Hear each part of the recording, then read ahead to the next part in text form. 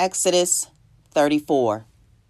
And the Lord said to Moses, Cut 2 tablets of stone like the first ones, and I will write on these tablets the words that were on the first tablets which you broke.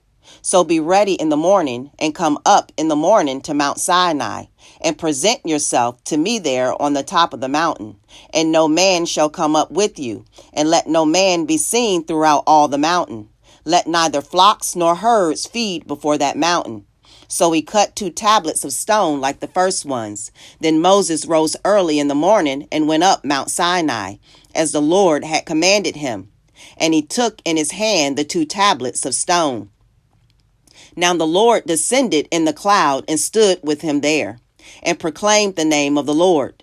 And the Lord passed before him and proclaimed, the Lord God, merciful and gracious, long-suffering and abounding in goodness and truth, keeping mercy for thousands, forgiving iniquity and transgression and sin, by no means clearing the guilty, visiting the iniquity of the fathers upon the children and the children's children to the 3rd and 4th generation.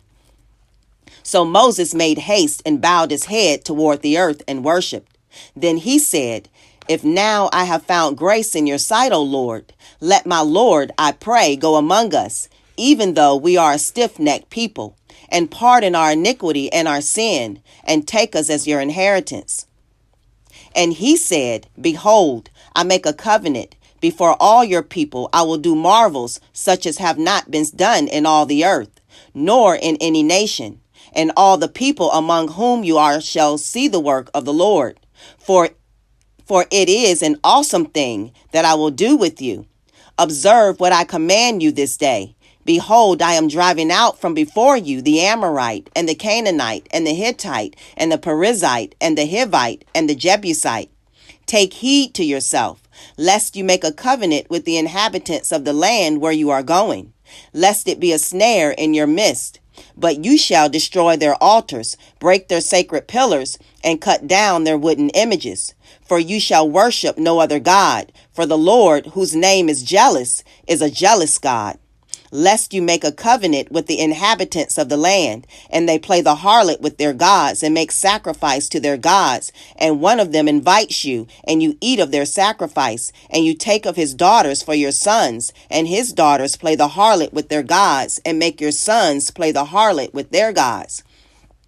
You shall make no molded gods for yourselves. The feast of unleavened bread you shall keep. 7 days you shall eat unleavened bread, as I commanded you, in the appointed time of the month of Abib. For in the month of Abib you came out of Egypt. All that open the womb are mine, and even male firstborn among your livestock, whether ox or sheep. But the firstborn of a donkey you shall redeem with a lamb.